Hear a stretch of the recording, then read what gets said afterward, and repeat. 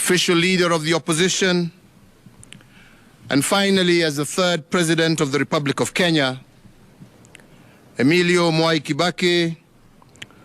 was a quintessential patriot whose legacy of civic responsibility will continue to inspire generations of Kenyans long into our future. We remember the values by which he lived, the ideals he embraced, his dignity, his diligence, his candor, and concern for the well-being of all Kenyans.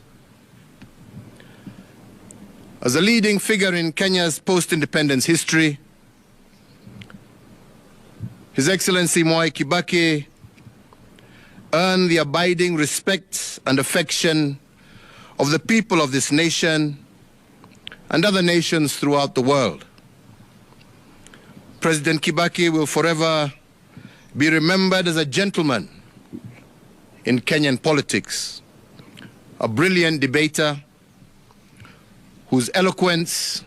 wit, and charm won the day time and time again. His contributions in the Ministry of Finance and as Vice President saw Kenya's economy grow steadily, fueled by a commodities boom, as well as fiscal and monetary policies that were the backbone of his economic philosophy. Believing that Kenya was once again ripe for a vibrant multi-democracy, President Kibaki exited from government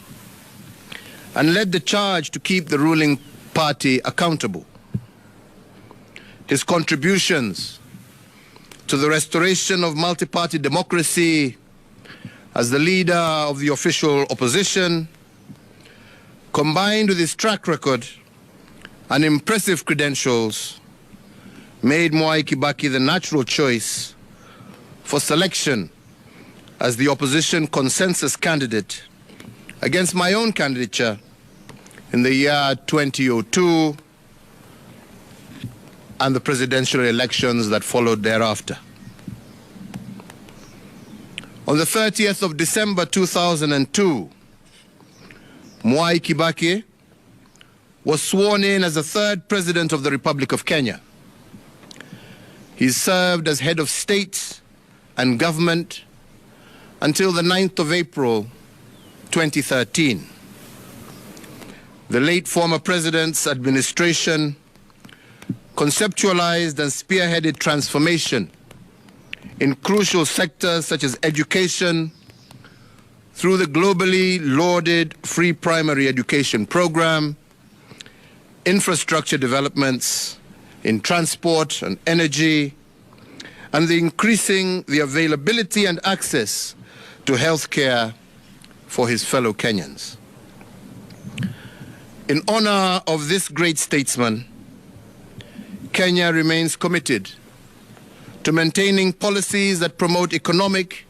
and social empowerment, democracy, the rule of law, and respect for human rights. The late President Kibaki championed the realization and objectives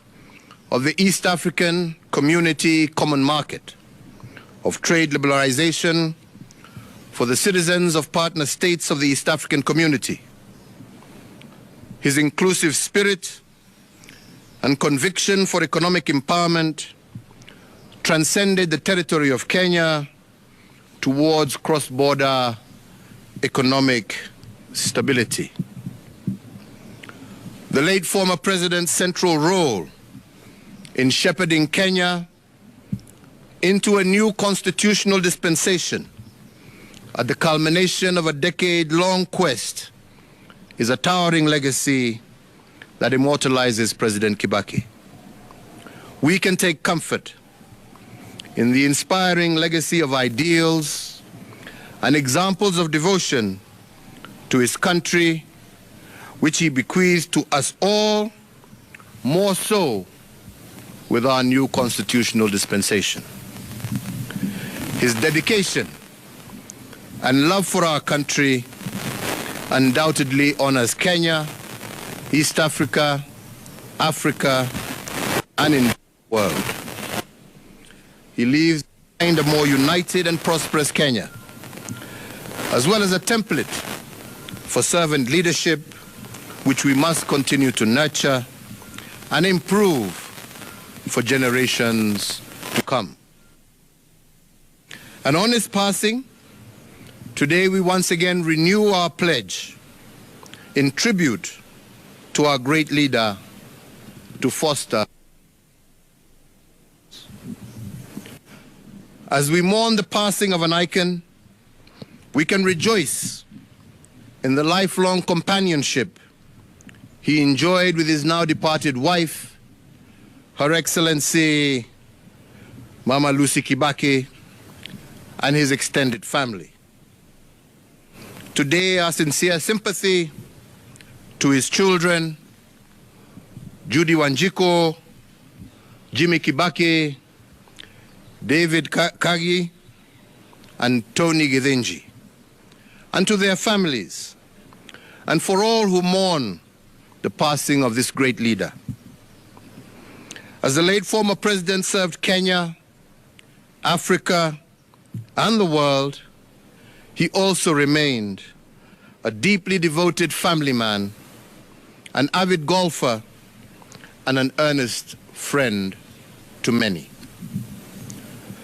To them we say that while Emilio Mwai Kibaki is no longer with us in body, his spirit, legacy, values, and ideals live on in each one of us and in the limitless ways that he made Kenya immeasurably better. Mwai Kibaki lives on in the hearts of millions of Kenyans, East Africans, and Africans who benefited from his leadership, admired his character, and were inspired by his example. Mwai Kibaki lives on in our fond memories of his strength of will, his charm, his wit, and his passionate love for God, for family, and for nation. In honor of the life and times of the late former President Emilio Stanley Mwai Kibaki, and on behalf of a grateful nation, I, Uhuru Kenyatta, under the authority vested in me as the President of the Republic of Kenya and the Commander-in-Chief of the Kenya Defense Forces, do hereby order and direct that 1, in testimony of the highest of esteem in which all Kenyans hold the person of Mwai Kibaki, the nation will observe a period of national mourning from today until sunset.